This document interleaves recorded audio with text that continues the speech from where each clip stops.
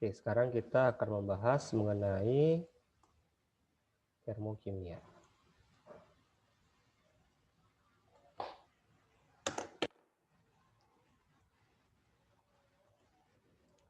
Nah, ini topiknya membahas mengenai energi yang terlibat dalam proses atau perubahan kimia.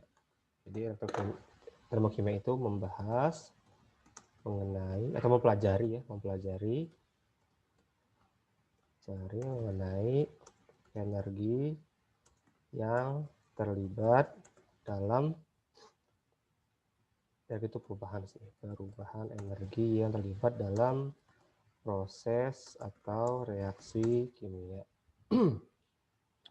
Nah, kalau kita membahas perubahan energi, tentu ada sesuatu yang menjadi objek pengamatan. Nah, itu kita sebut sebagai sistem. Sistem adalah objek pengamatan. Sementara ada lagi yang namanya lingkungan, yaitu segala sesuatu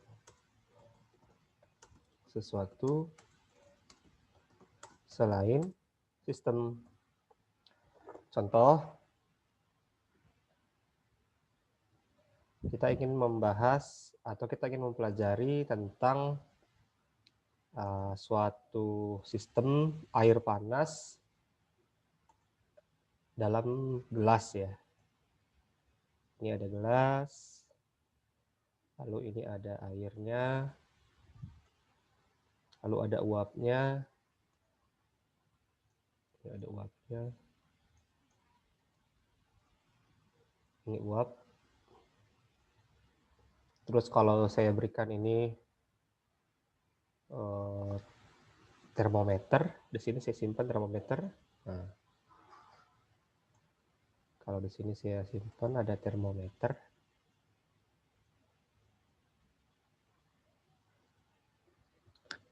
Nah, di sini kan terjadi pertukaran energi kan. Ada ini air panas ya. Air panas. Itu lama-kelamaan akan dingin. Kenapa dingin? Karena ada pertukaran energi kalor dari airnya ke gelas dan ke udara sekitar. Ya, ada kalor yang keluar. Ada juga kalornya yang diserap oleh termometer. Nah, kalor diserap oleh termometer. Karena kalornya diserap oleh termometer, suhunya naik kan? Suhu reservoir yang di sini. Kan kalau termometer itu bentuknya seperti ini ya. Ini. Terus di sini ada reservoirnya di sini. Kalau raksa kan ada yang warna merah. Terus di sini ada kolom kapiler kecil. Terus di sini ada skala-skalanya kan. Nah, karena kalornya ada yang diserap oleh raksa yang di sini atau alkohol. Kalau warna merah alkohol, kalau raksa itu warna silver dia. Nanti akan terjadi pemuaian. Memuai sehingga raksanya atau alkoholnya naik ke atas kapiler ini. Nah, itu namanya termometer itu menyerap kalor dari air panas. Kalau kita menganggap air panas sebagai sistem, maka yang dinamakan lingkungan apa aja? Udara sekitar, udara, terus gelasnya, termometer, adalah lingkungan.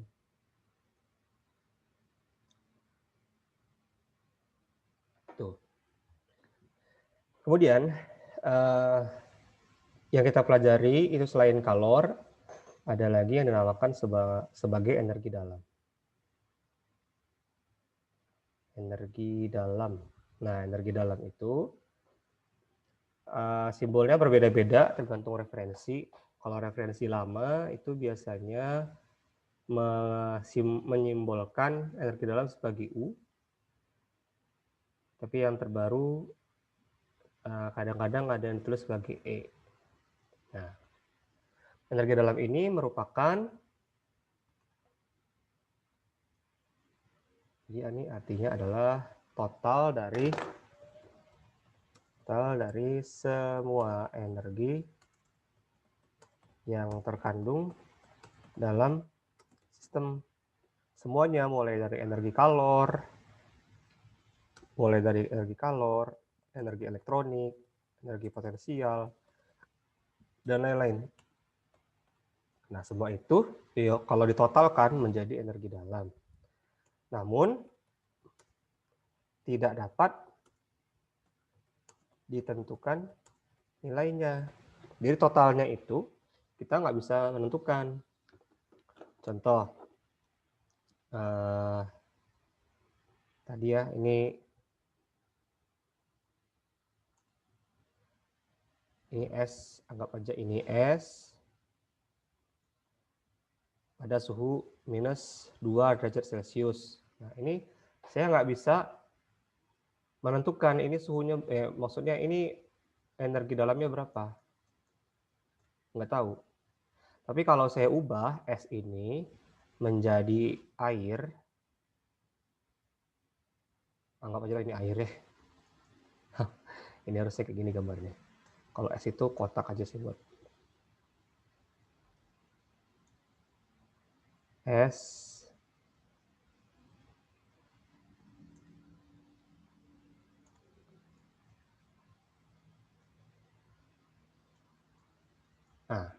S minus 2 derajat Celcius. Tapi kalau ini saya ubah ya. Ini saya ubah menjadi air. Ini suhunya 20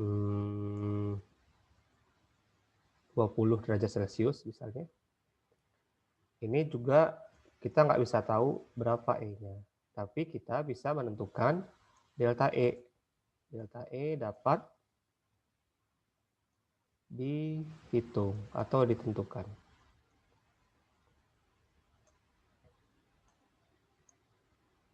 Tuh. Nah, ada juga istilah yang dinamakan sebagai fungsi keadaan. Fungsi keadaan artinya suatu besaran tersebut hanya dipengaruhi oleh keadaan awal dan akhir. Hanya bergantung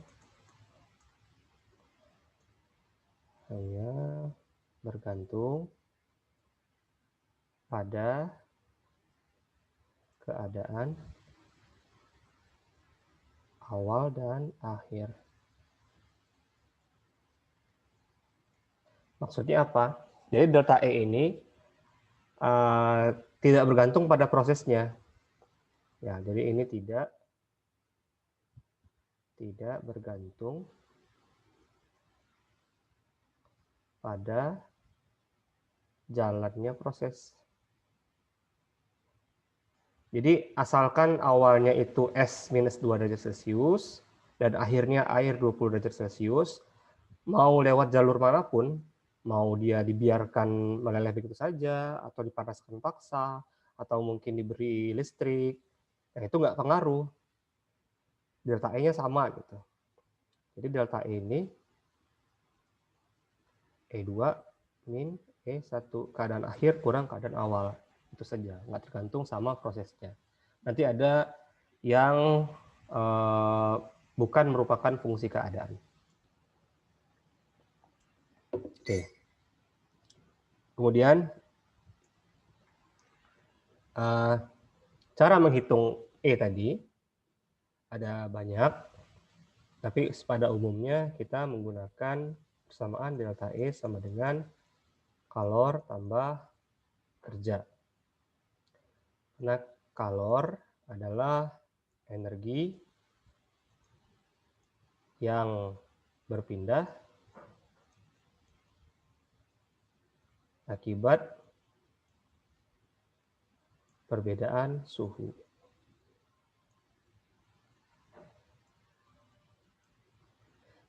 Sementara kalau W adalah kerja, yaitu energi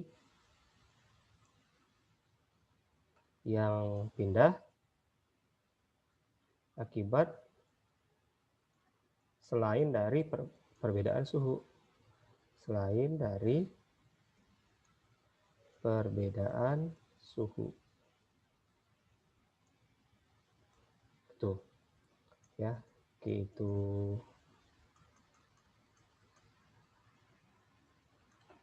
Q adalah kalor. Bentar. Oh gini.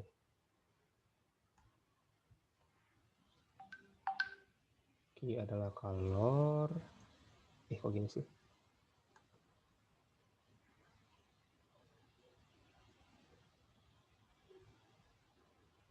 W adalah kerja. Nah, juga ada konvensi di sini.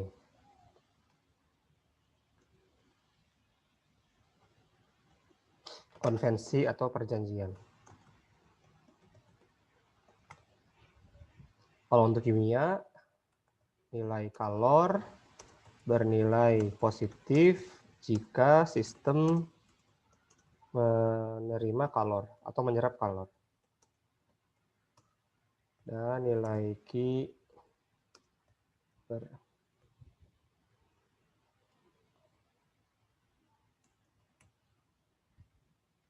dan negatif jika sistem melepas kalor.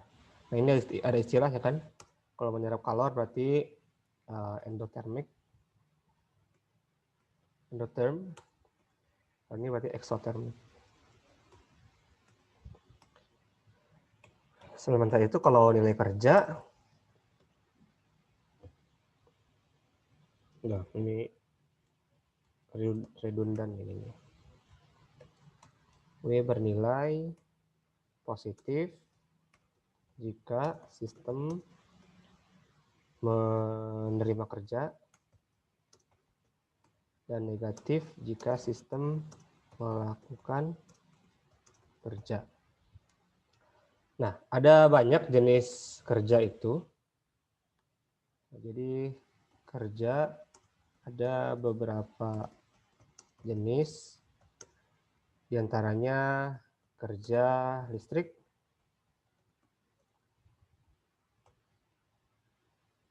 yaitu dengan muatan dan potensial listrik, ada kerja mekanik, dan ada juga kerja volume. Nah, yang kita bahas di termokimia itu adalah kerja volume. Ini membahas kerja volume karena berkaitan dengan proses-proses reaksi kimia yang melibatkan gas biasanya. Jadi biasanya melibatkan gas. Tuh. Nah, terus rumusnya W kerja volume itu adalah min P delta V. P delta V. Nah, ini jangan gini deh. P sama dengan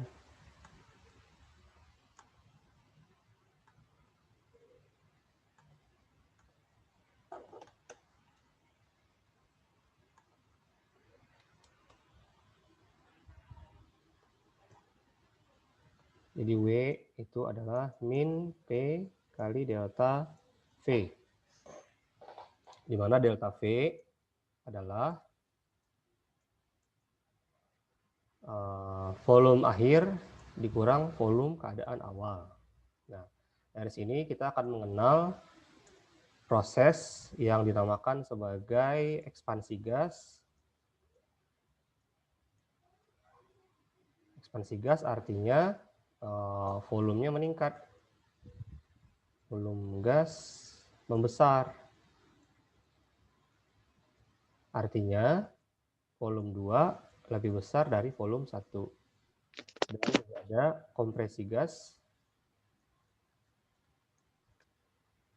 di mana volumenya kecil.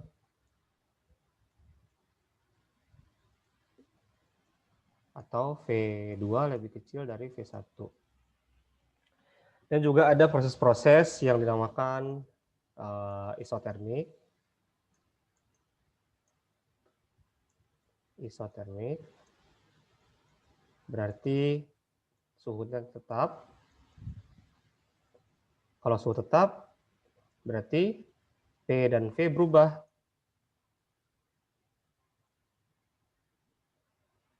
Atau kemudian isobarik. Kalau isobarik berarti tekanan tetap, V berubah. V berubah. T juga berubah kayaknya ya, tapi saya belum cek. Biasanya T juga berubah. Kemudian isohorik. Isohorik, V tetap, V-nya berubah. Dan terakhir ada adiabatik,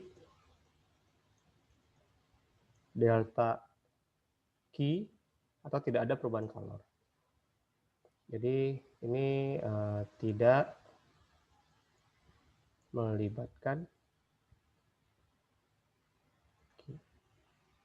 kalau nggak salah ini ya, saya baca lagi, agak lupa kalau ini. Kalau nggak salah dia adiabatik itu tidak melibatkan kalor atau tidak ada pertukaran kalor. Nah, di sini kita bisa melihat proses-proses ini, kita bisa sandingkan dengan rumus kerja nanti. Jadi kerjanya itu terjadi pada keadaannya seperti apa. Nah, kalau rumus ini kan W sama dengan min P delta V. Di sini kan P tetap ya. Dan delta V-nya berubah. Berarti ini adalah proses isobarik. Ini adalah prosesnya isobarik. Ya, biasanya kan kalau reaksi kimia itu berada pada tekanan tetap, tekanannya tekanan atmosfer biasanya. Kita biasanya menggunakan proses isobarik. Tapi kalau dia terjadi pada tempat tertutup, itu biasanya isohorik. Ya, seperti kalorimeter bom, itu kalorimeter yang volumenya tetap. Kalau volume tetap, ketika ada ekspansi gas di dalamnya, gasnya bertambah banyak, volumenya akan berubah kan, karena wadahnya kaku. Sehingga tekanannya berubah menjadi lebih tinggi tekanannya. Gitu. Kemudian, kita berikan contoh soal ya. Contoh soal. Sampai sini ada yang bertanya, silakan. Kak, yang jenis-jenis kalorimeter itu Kak, sama Ya. kadarnya kayak tadi, volumenya tetap apa gimana-gimana gitu. Masih kurang, masih bingung. Oh ya, jenis-jenis kalorimeter. Iya. Ya, tapi nanti kita bahas itu juga sih ke depan sebentar lagi ya. Sekalian ya. Oke.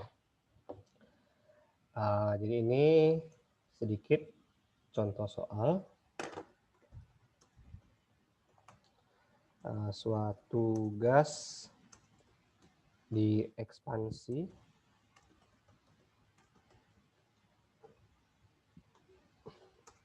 pada tekanan 1 atmosfer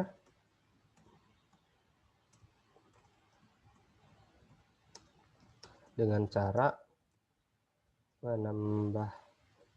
memanaskan wadah gas tersebut dengan pemberian kalor 10 kJ. Jika terjadi perubahan volume sebesar 5 liter, tentukan perubahan energi dalam sistem tersebut. Nah, jadi di sini kita bisa identifikasi kalau sistemnya menerima panas dan melakukan kerja, ya kan? Karena dia diberi kalor, artinya tanda kalornya positif, dan ekspansi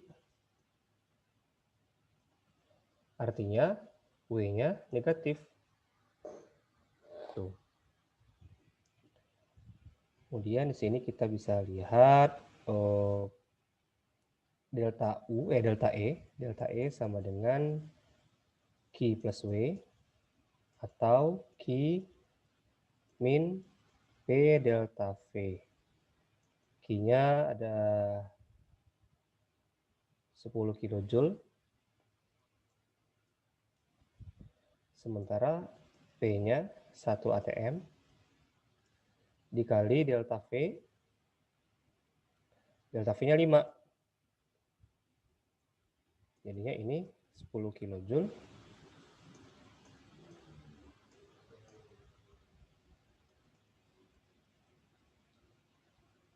Ntar ini kayaknya nilainya kebesaran deh, jangan 10 kJ deh. Terlalu besar. Coba kita buat 100 Joule aja.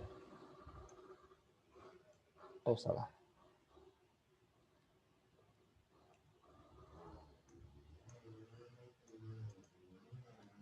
Saya buat 100 Joule aja ya, biar nggak terlalu besar.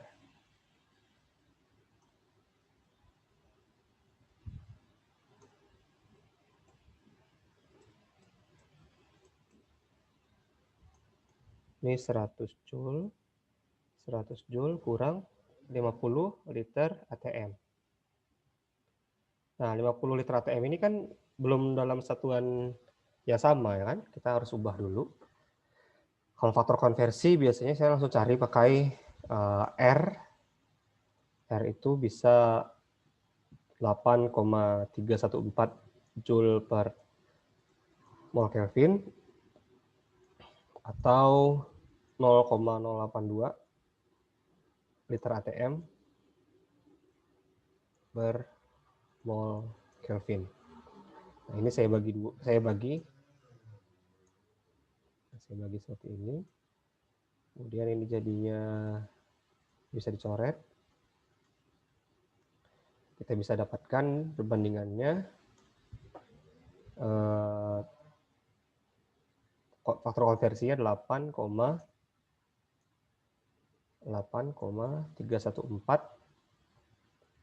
per 0,082 Joule per liter ATM. Maka kalau 50 liter ATM dikali 8,314 per 0,082 Joule per liter ATM. Nah, ini kita coret liter ATM-nya. Jadi kita akan dapatkan berapa ya?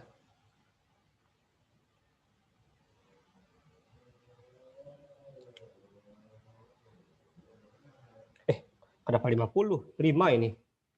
Baru sadar saya. Ini harusnya 5. Nah, 5.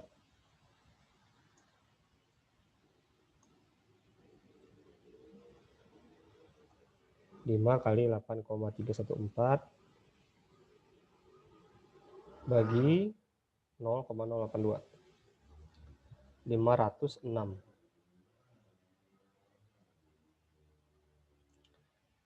506,95.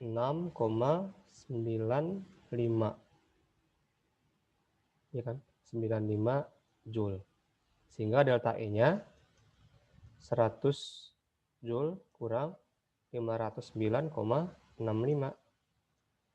atau min 409,65 Joule. Delta E-nya negatif. Tahu sistem tersebut kehilangan energi dalamnya. Gitu. Oke, sampai sini ada yang ingin ditanyakan? Enggak? Itu terbalik ya. 506. 506 Oh iya, kali sorry. 95. Iya, benar, sorry.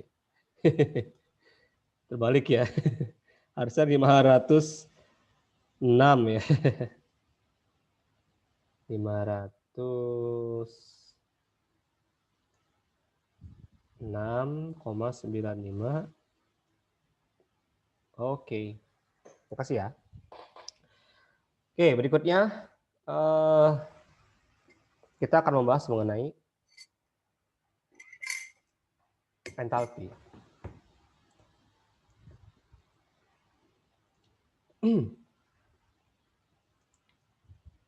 Entalpi. Jadi entalpi simbolnya H dari heat content atau kandungan kalor. Ini sesungguhnya adalah kalor pada tekanan tetap atau disimbolkan sebagai Qp. Tuh. Nah, kalau kita ingin menentukan entalpi, ada berbagai cara. Bisa dengan menggunakan data kalorimeter atau data empiris ya. Kalorimeter. Nah, kalorimeter itu bisa menggunakan Q sama dengan MC delta T atau Q sama dengan C kali delta T. Nah, karena entalpi itu adalah kalor pada tekanan tetap, ini kita bisa modifikasi lagi, Qp sama dengan Cp kali dt. Di mana Qp itu tadi kalor pada tekanan tetap, kalau Cp berarti kapasitas kalor pada tekanan tetap. Ini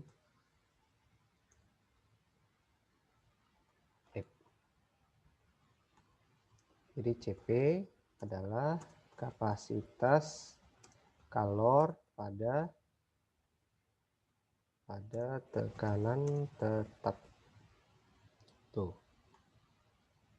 Ya, kapasitas kalor siapa? Kapasitas kalor dari kalorimeter.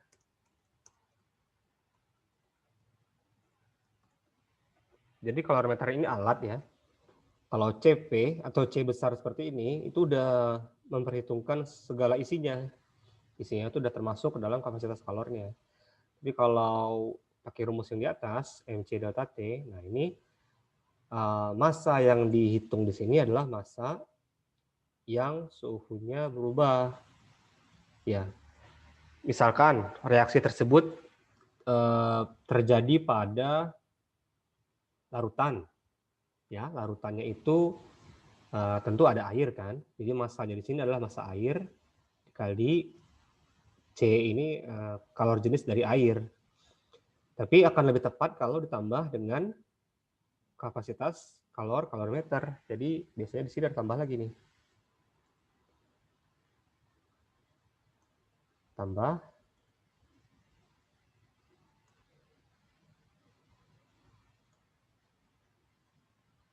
Tambah C dt. Jadi tergantung kasusnya. Kasusnya itu apakah memperhitungkan kalorimeternya atau tidak. Ya, jadi kalau yang pakai tanda biru ini memperhitungkan kalorimeternya. Kalau ini tidak, hanya memperhitungkan larutannya saja. Tapi kalau yang di bawah, larutannya udah termasuk ke dalam kalorimeternya. Tuh. Lihat aja di konteks soalnya. Kalorimeter itu ada dua jenis, ada yang kalorimeter biasa, ada kalorimeter biasa. Itu yang di lab biasanya, lab sekolah ya. Di sekolah biasanya memakai kalorimeter biasa. Itu tidak terlalu ketat pengikatannya atau penutupannya, sehingga ciri khasnya adalah tekanan dalam wadah itu, dalam wadah kalorimeter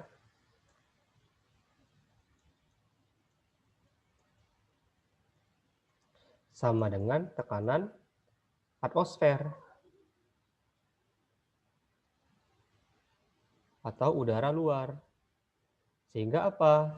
Reaksi-reaksi dalam kalorimeter biasa adalah reaksi-reaksi pada tekanan tetap. Ya, jadi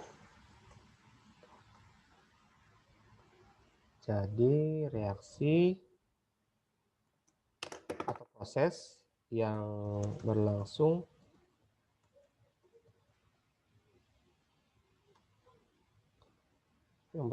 dalam kalorimeter biasa adalah kalor dari reaksi yang berlangsung dalam kalorimeter biasa adalah Qp ya, atau delta H. Jadi saya lengkapkan. Sementara kalau satu lagi ada yang dinamakan sebagai kalorimeter BOM.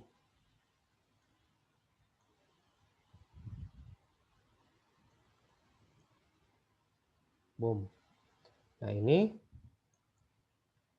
tekanannya tetap.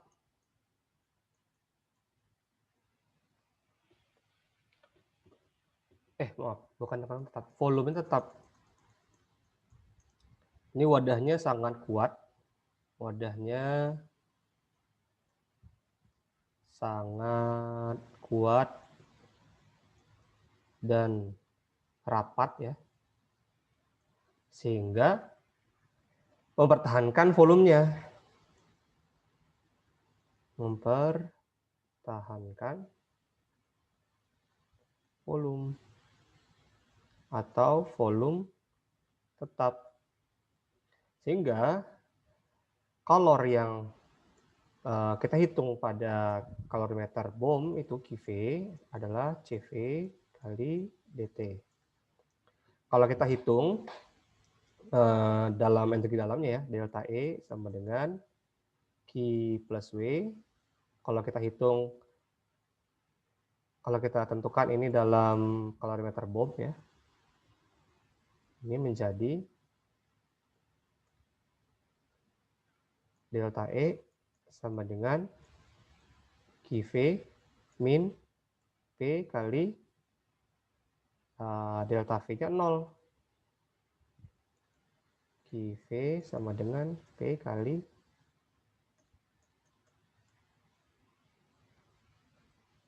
P kali 0. Tuh. Karena kalau BOM kan selalu tetap, berarti delta V-nya 0. Delta V sama dengan 0. Nah, atau delta E sama dengan QV. Akibatnya apa? Kalau reaksinya adalah energi dalam, ya. Simpulannya adalah kalau reaksi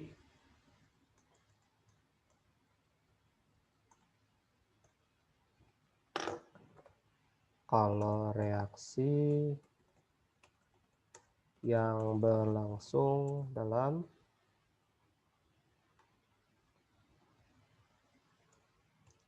kalorimeter BOM sama dengan QV sama dengan delta E sama dengan delta E. Nah, kalau yang ini tadi delta H. Nah, maaf, ini delta H ya. Delta H adalah ini. Oke. Sampai sini ada yang ditanyakan? Silakan. Nggak ada? Kalau nggak ada, saya lanjut. Nah, untuk proses yang kita hitung dari kalor pada kalorimeter BOM, sesungguhnya kita juga bisa mencari delta H-nya. Kita bisa menentukan delta H dari data QV, bisa. Itu dimungkinkan. Caranya, tentu kita nggak bisa menghitung delta V-nya kan, kita bisa mengubah, asalkan syaratnya, sesuai kesepakatan atau di soal diberitahu bahwa gas mengikuti atau gasnya bersifat ideal. Atau gasnya bersifat ideal. Kalau gas bersifat ideal berarti mengikuti persamaan PV sama dengan nRT. Atau P delta V sama dengan delta N RT. Nah, jadi untuk persamaan tadi yang delta E kan Q kurang P delta V. kita bisa gantikan dengan delta E sama dengan delta H min delta N RT. Atau delta H-nya sama dengan delta E plus delta N RT. Di mana T yang dipakai di sini, T ini adalah T standar 298 Kelvin.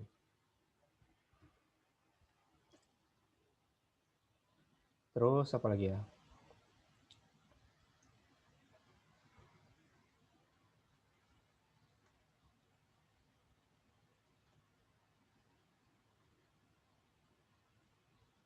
Oke.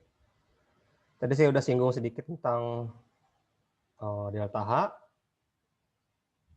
Jadi entalpi itu juga tidak bisa ditentukan secara langsung. Entalpi sistem ya. Entalpi sistem tidak bisa ditentukan, namun bisa dicari perubahannya, yakni delta H. Nah, jadi delta H itu sama dengan H2 min H1, atau keadaan akhir kurang keadaan awal. Ini juga merupakan sifat dari fungsi keadaan.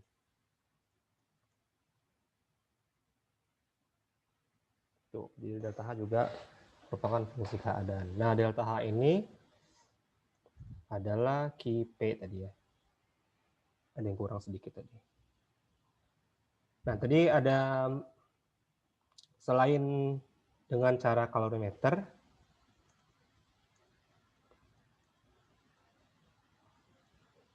kita bisa menentukan delta H dengan cara semi empiris. Semi empiris itu terbagi 3 lagi.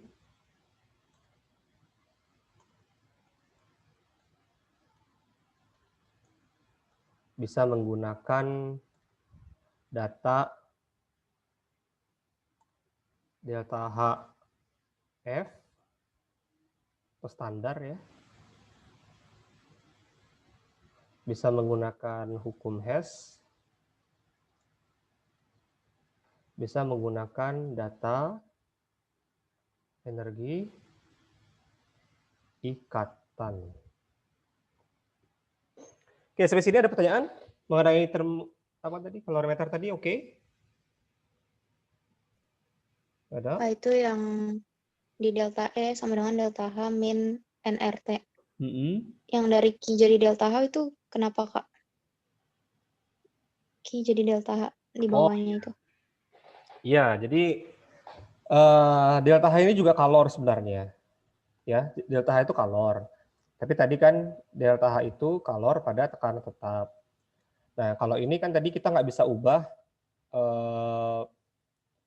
delta H-nya itu menjadi kalor karena tadi pada tekanan tetap, pada volume tetap inginnya.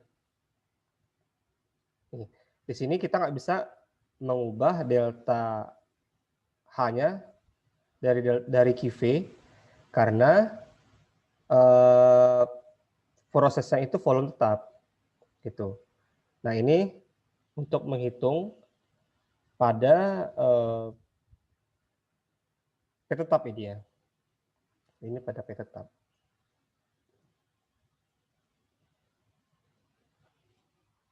Nah, ini. Kalau delta H kan tentu harus ada P tetap kan? Syaratnya kan harus ada tekanan tetap. Tapi kan tadi kita nggak mengetahui P delta V-nya berapa. Karena kasusnya yang tadi pada kalorimeter bom, makanya kita harus ubah dulu P delta V-nya menjadi delta NRT. Gitu. Oke, makasih Kak. Oke. Nah, sekarang kita masuk ke cara menentukan delta H dengan 3 cara ini ya.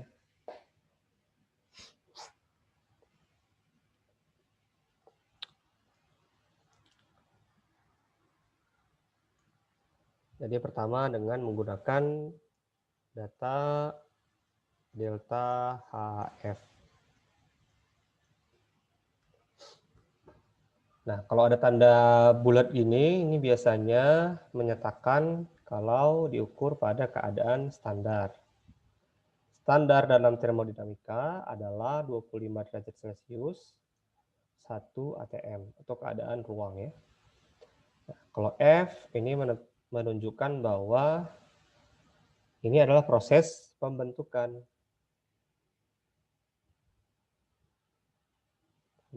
atau formation.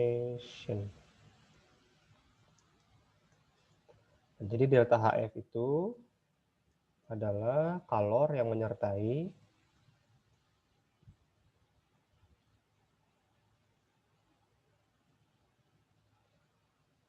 pembentukan 1 mol zat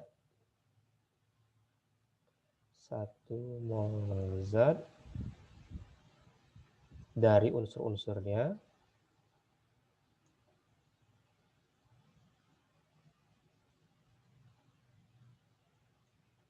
dalam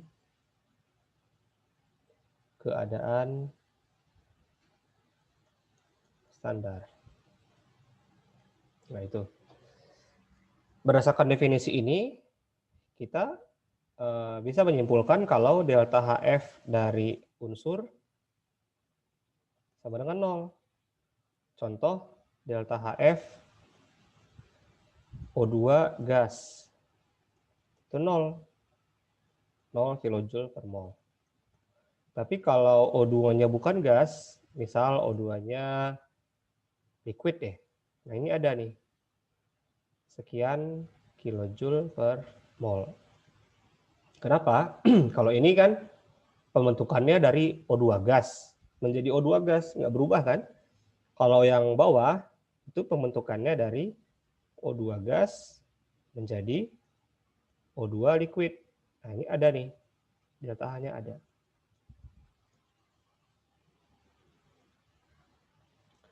Nah, definisi ini juga kita gunakan pada senyawa ya, misal karbon dioksida. Karbon dioksida CO2 itu tersusun dari karbon dan oksigen.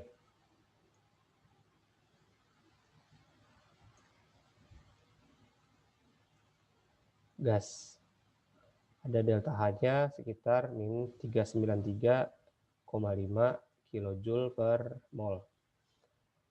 Nah, ini kita harus lengkapi dengan fasanya. Jadi fasa yang di sebelah kiri itu wajib dalam keadaan standar. Karbon dalam keadaan standar adalah karbon padat. Spesifiknya adalah karbon grafit yang warna hitam. Kan karbon ada dua ya, outropnya. Ada karbon grafit, ada karbon intan. Nah, yang dimaksud di sini adalah karbon grafit. Kemudian kalau ini oksigen, tentu oksigen gas. Contoh lain kalau koefisiennya enggak sama, contohnya amonia, N2 gas tambah H2 gas menghasilkan NH3 gas. Delta H-nya sekian kilojoule per mol. Nah, ini yang dibentuk di sebelah kanan itu harus 1 mol. Nah, ini harus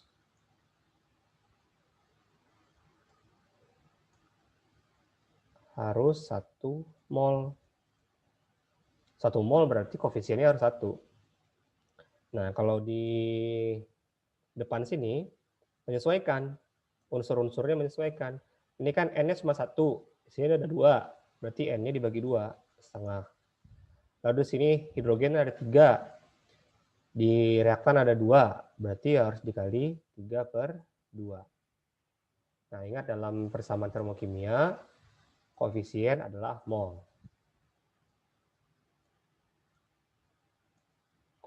Makanya kalau di sebelah kanan ada keterangan delta H sama dengan sekian kilojoule, nggak pakai mol kan? Lihat koefisiennya berapa.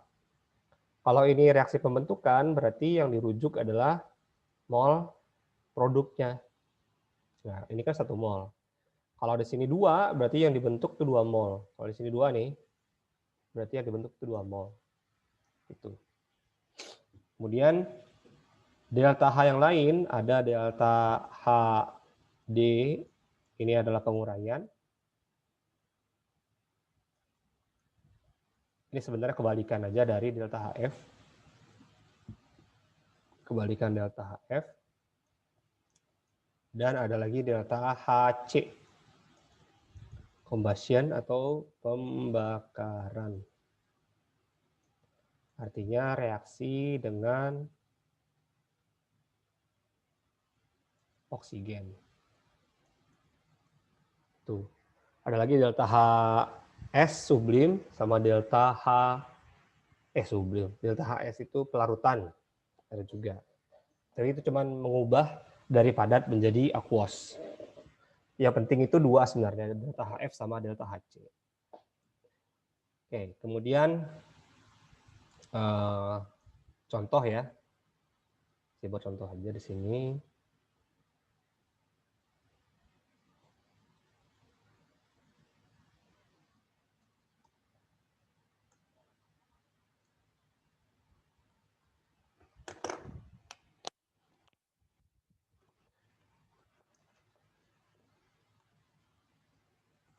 Ketahui data delta HF CO2 gas itu min 394 kilojoule per mol, terus H2O liquid min 286 kilojoule per mol, dan diketahui delta HC standar dari C3H8 adalah min 2221 kilojoule per mol. Yang ditanyakan delta HF C3H8 berapa?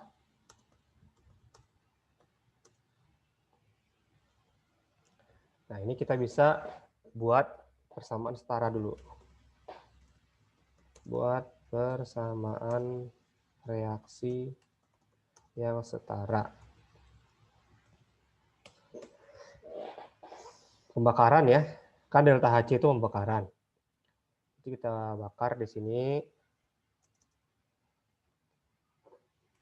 C3H8 gas tambah O2 gas menghasilkan CO2 gas tambah H2O gas liquid.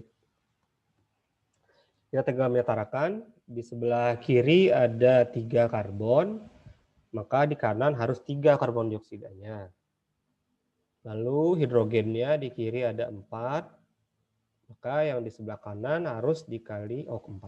Di sebelah kiri ada 8, maka di sebelah kanan kali 4 kan. Kemudian oksigennya di produk ada 6 tambah 4, 10. Berarti di reaktan harus kali 5. Nah, ini udah setara. Oke, dari sini kita bisa menghitung atau kita menentukan rumus dari delta HC-nya. Jadi delta HC atau reaksi pembakarannya kita bisa hitung dari data delta HF. Oh, ini saya yang udah lupa ya. Jadi delta H reaksi sama dengan jumlah dari delta HF produk kurang jumlah delta HF reaktan.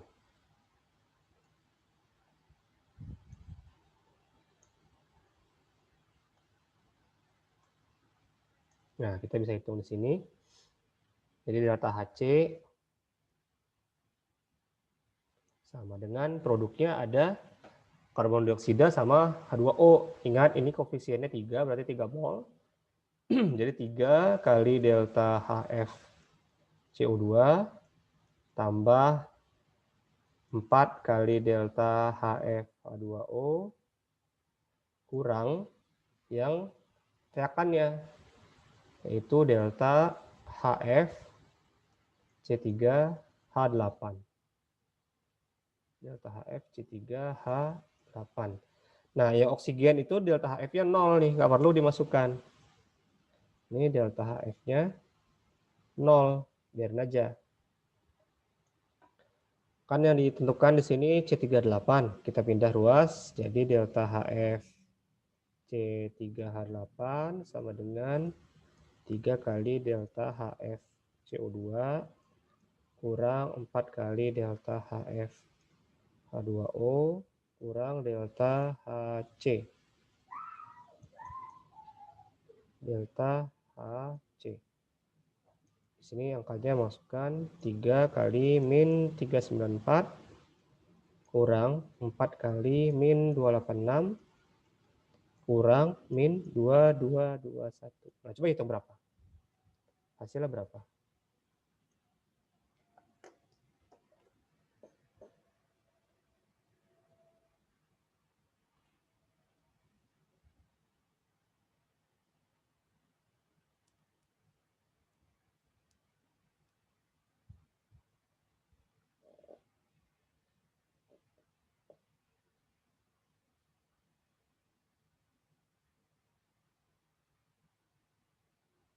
Ini bukan kurang, tambah ini ya. Oke, harus saya tambah.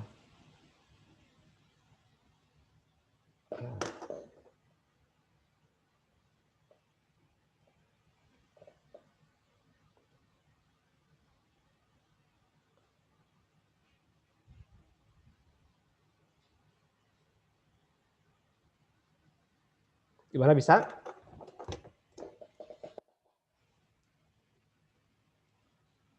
Ini saya dapatkan minus 105 kilojoule per mol. Nah, itu delta HF C38-nya. Oke, berikutnya dengan menggunakan data atau dengan menggunakan hukum Hess. Ya. Jadi menggunakan hukum Hess. Nah, ciri-ciri hukum Hess ini biasanya ada diagram. Ada diagram. Diagram itu bisa diagram panah, bisa diagram seperti grafik, atau dengan menggunakan eliminasi persamaan. Eliminasi persamaan reaksi. Contoh, ini gampang aja saya buat di sini. Ada karbon tambah karbon solid tambah O2 gas itu bisa menghasilkan karbon dioksida gas. Ini bisa menggunakan dulu karbon monoksida. Kalau ditambahkan lagi dengan setengah oksigen. Nah ini. Jadi ada 2 jalur untuk membentuk karbon dioksida. Kalau di sini ya. Kalau ini saya buat ini delta H1, ini delta H2, dan ini delta H3. Menggunakan hukum Hess diperoleh bahwa delta H1 sama dengan delta H2 tambah delta H3. Jadi sebenarnya hukum Hess ini memperkuat konsep sistem fungsi keadaan. Ya, jadi keadaan awalnya karbon solid, keadaan akhirnya karbon dioksida. Mau dengan jalur yang manapun, mau jalur langsung atau jalur lewat karbon monoksida, itu total kalor yang dibutuhkan atau yang terlibat sama. Ya. Jadi kalau kita anggap ini sebagai perjalanan, ini dari rumah, ini ke kampus. Kalau jalan langsung dari rumah ke kampus, sekian meter lah. Tapi kalau kita mampir dulu ke kantin atau ke rumah makan ya, misalnya, biasanya kalau di dunia nyata kan pasti lebih jauh kan karena mutar. Tapi kalau hukum Hess sama jaraknya, seperti itu. Nah, kalau bentuknya diagram seperti ini karbon solid tambah O2 gas sini. Nah, ini karbon monoksida gas tambah setengah O2. Ini karbon dioksida. Nah, ada nilainya ini. Nilainya ada, ini nilainya ada, ini nilainya ada. Kalau ini delta H, kalau ini delta H1, ini delta H2, ini delta H3. Nah, jadi lebih kelihatan ya grafiknya. Nah, totalnya sama dengan delta H1 gitu. Kalau dibalik ya, jadi kalau delta H itu nilainya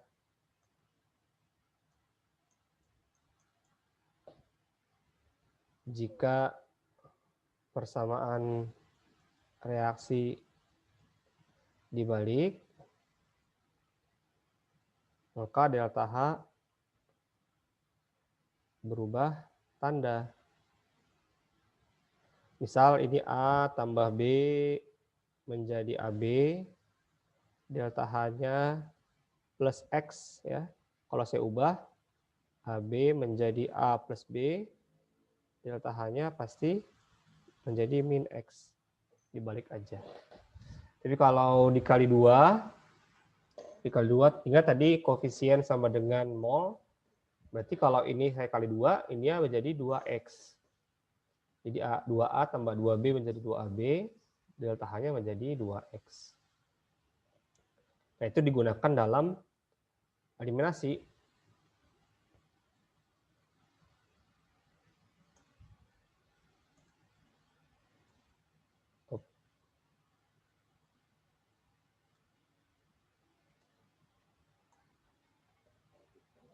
Ya, misal diketahui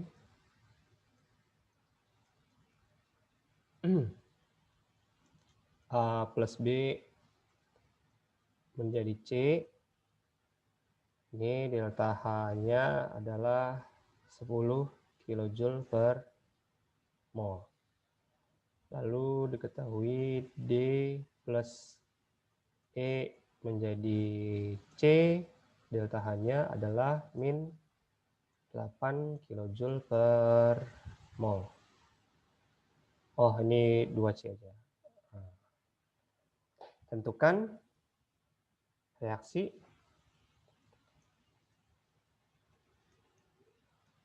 Tentukan delta H reaksi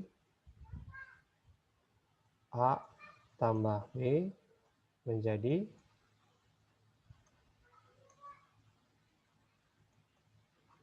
A tambah B menjadi setengah D tambah E.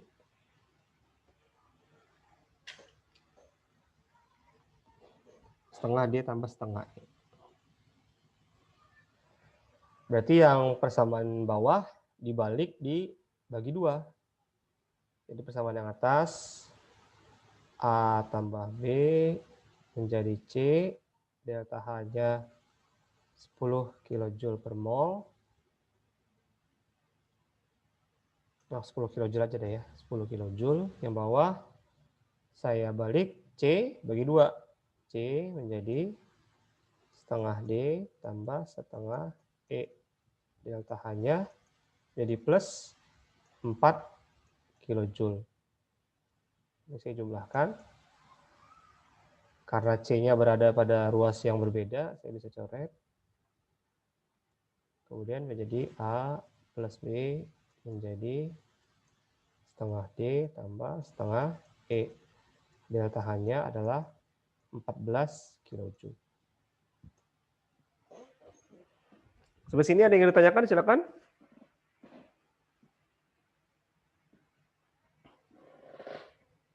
Silakan kalau ada yang ingin bertanya. Cukup jelas?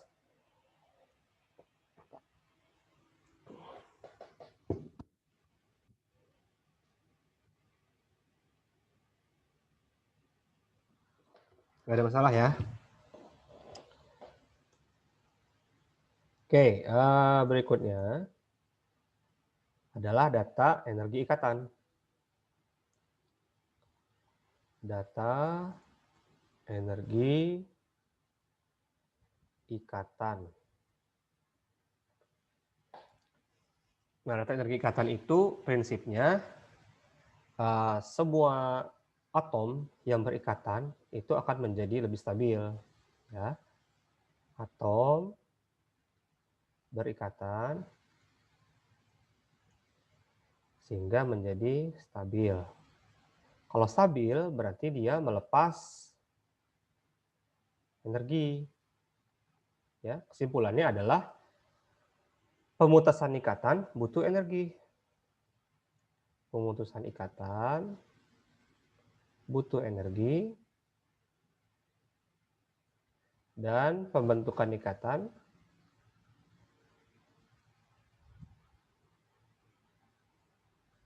akan melepas energi. Dari situ kita bisa membuat rumus dari delta H-nya. Delta H sama dengan jumlah dari energi ikatan. Energi dari ikatan yang diputus kurang jumlah energi ikatan yang dibentuk. Atau jumlah energi ikatan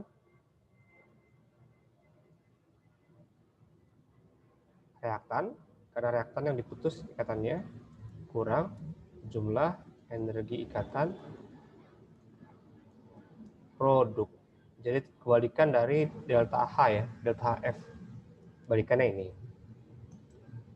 Karena prinsipnya berbeda.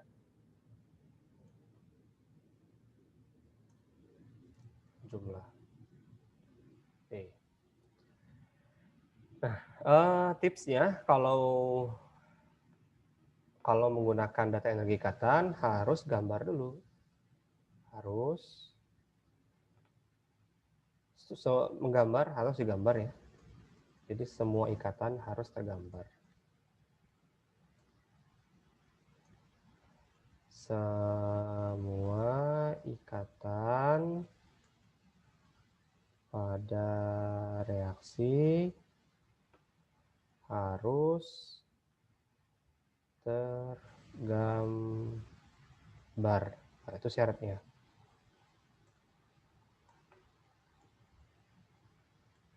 Oke. Contoh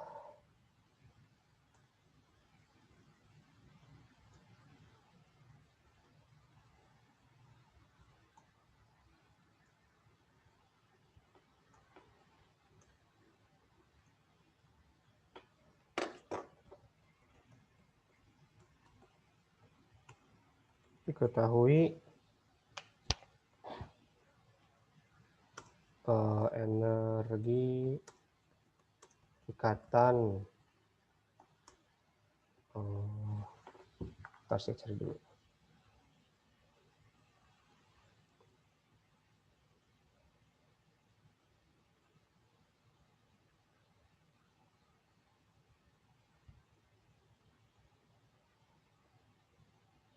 Data energi ikatan CH 410 kilojoule per mol. Terus energi ikatan HH 431 kilojoule per mol. Energi ikatan CC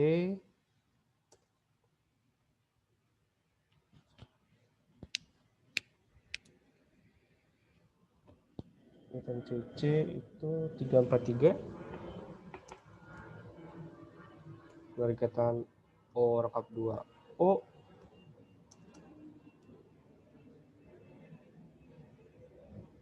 489. Energi ikatan CO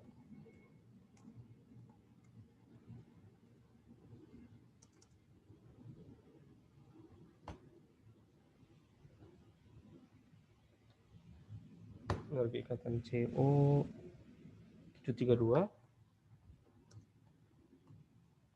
dan energi ikatan OH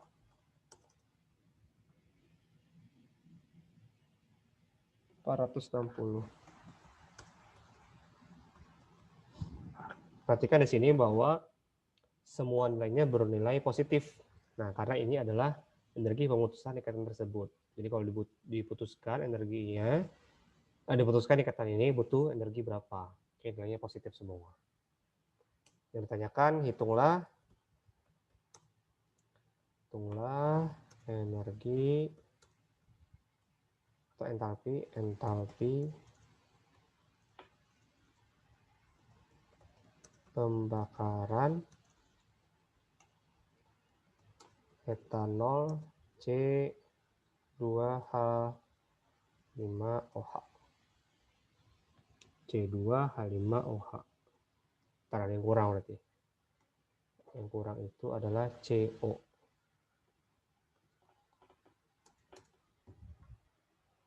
Kalau CO berarti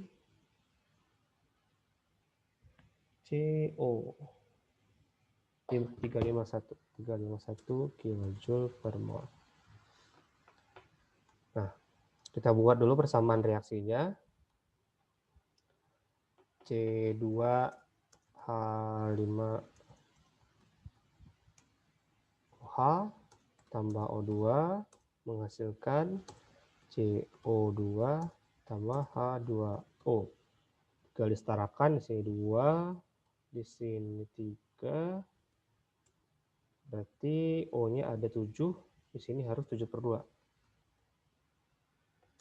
7/2 O2. Nah, terus saya gambar di sini. Harus saya gambar supaya kelihatan ikatannya. C2H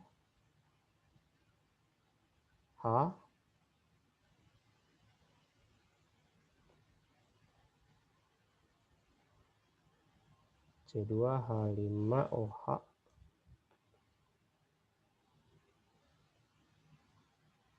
tambah 7/2 oksigen menghasilkan 2 CO2 tambah 3 H2O.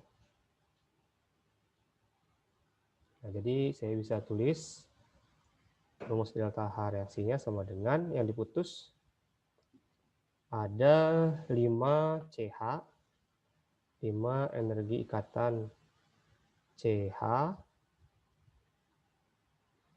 nggak usah sebut dari CH-nya aja, 5 energi ikatan CH tambah energi ikatan CC tambah energi ikatan CO tambah energi ikatan OH. Nah, di sini saya tulis ini aja CC CO OH. CH udah 5, CC 1, CO 1, OH 1 tambah 7/2 dari O rekap 2O kurang, nah yang di sebelah sini kurang semua. Lihat di sini CO2, ikatan C rekap 2O-nya ada 2, berarti jadi 4 ya. 4 C rekap 2O kurang 6 OH. 6 OH.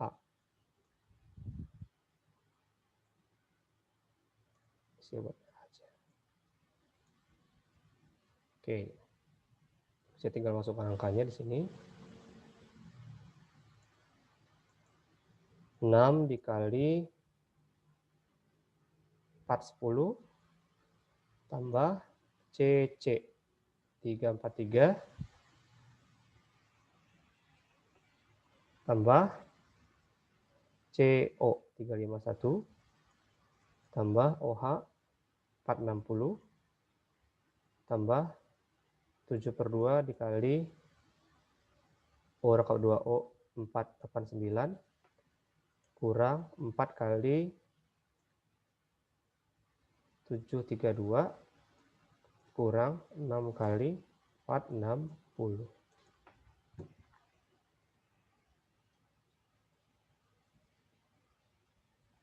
6 kali 4, 10, tambah 343, tambah 351, tambah 460, tambah 7/2 kali 489, kurang 4 kali 732, kurang 6 kali 460.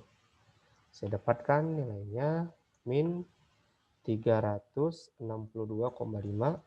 kilojoule per mol. Gitu. Nah, kalau soal ini saya lanjutkan, bisa dilanjutkan soal ini. Jika energi pembakaran 2 mol etanol digunakan 2 mol. Ntar, ini MR berapa ya? 24 tambah 6 tambah 16, 46. 46 gram etanol digunakan untuk mendidihkan air dari suhu 25 derajat Celcius. Berapakah massa air yang dapat dididihkan? Itu saya hitung.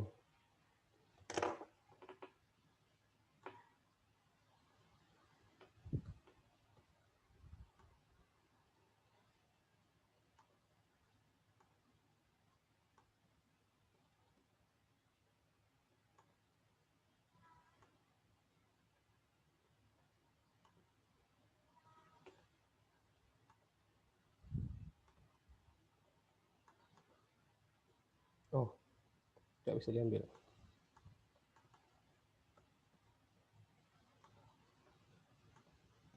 Oh, nggak bisa di paste ya. Oh, ada bisa. Nah, ini. Nah, tadi diketahui delta H-nya atau kalornya.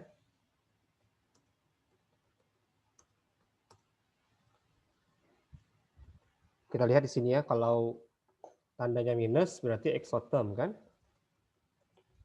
Atau melepas kalor. Kalau melepas kalor, reaksi ini akan meningkatkan suhu lingkungan. Min 362,5 kilojoule per mol.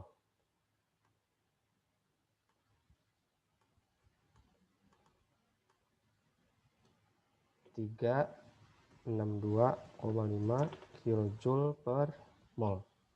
Saya nggak tulis minnya lagi karena udah jelas dia tandanya negatif, artinya exothermic. Jadi nggak perlu lagi ditambahkan tanda minusnya. Berikutnya, saya hitung berapa mol etanol. Jadi mol etanol sama dengan massa dibagi MR sama dengan 46 dibagi 46 juga ya. 46 juga. Ya. Berarti 1 mol etanolnya.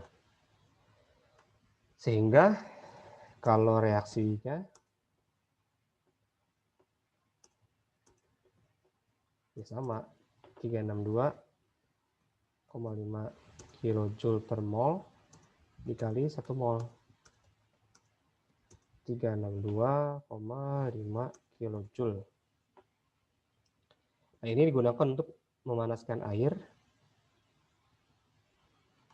Kita menggunakan data atau kita menggunakan rumus yang ini.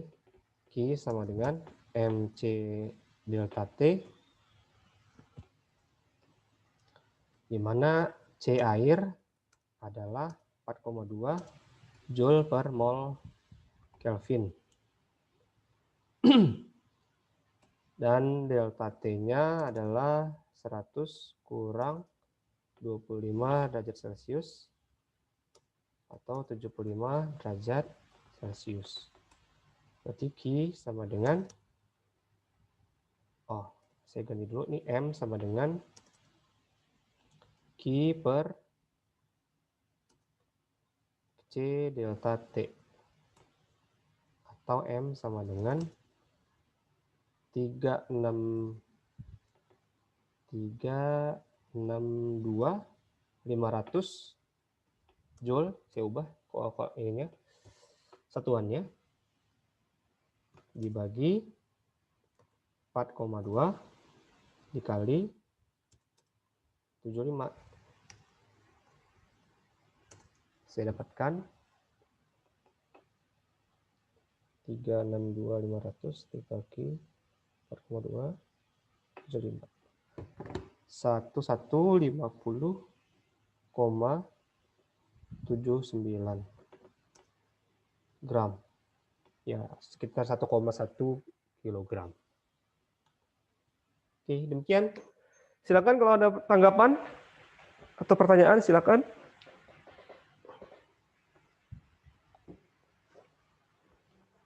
Jadi bisa dikaitkan dari satu konsep ke konsep lain. Bisa ke energi ikatan dengan kalorimeter, atau sebaliknya. Nggak ada tanggapan? Oke, mengerti?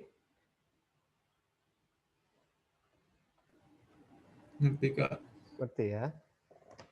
Kalau ada lagi yang ingin ditanyakan, mungkin ada konsep yang belum dipahami, yang belum dibahas. Mungkin ada yang belum kita bahas, kelewat mungkin.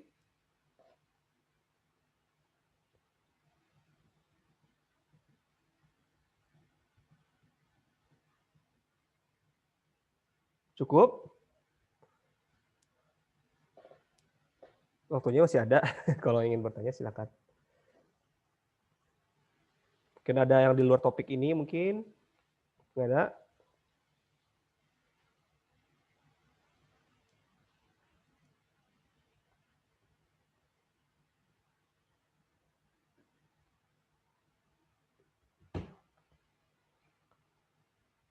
Oke, mungkin cukup jelas ya.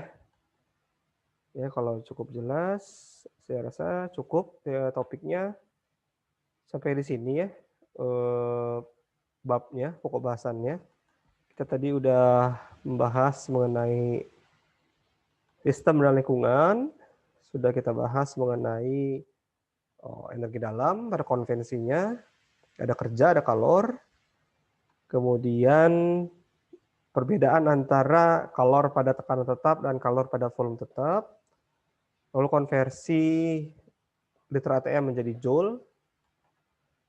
Lalu kita membahas entalpi tadi.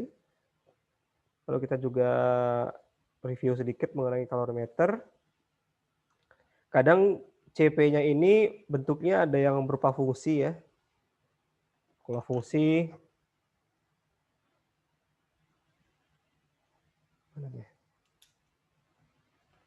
seperti ini. Kadang ada CP-nya itu misalnya 2 tambah 0,1 T. Artinya selalu berubah dengan ini suhu. Kalau suhunya naik, CP-nya naik. Nah, berarti kita kalau menghitung QP, kita menggunakan integral dari CP dt. Tuh. Kemudian sudah kita bahas kalorimeter BOM. Kita juga sudah membahas entalpi sistem tadi ya, dengan cara empiris, ada dengan delta HF, hukum Hess, dan energi ikatan. Delta HF-nya ini biasa aja rumusnya dengan menggunakan ini, delta F produk kurang reaktan. Lalu hukum Hess bisa menggunakan diagram, bisa menggunakan eliminasi. Dan terakhir energi ikatan, itu energi ikatan yang diputus kurang yang dibentuk. Oke, kalau cukup saya rasa sampai di sini. Sampai bertemu lagi di lain kesempatan. Semoga sukses UTS-nya. Kalau ada pertanyaan, atau request, silakan kontak aja saya lewat WhatsApp ya. Bisa ditutup ini? Bisa ditutup?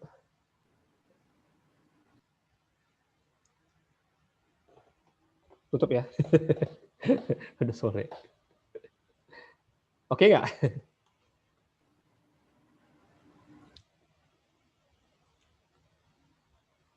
Oke, kalau nggak ada, saya tutup sampai di sini. Silakan kontak saya kalau ada yang ingin tanyakan lagi. Demikian, Assalamualaikum warahmatullahi wabarakatuh. Terima kasih, Kak. Sama-sama.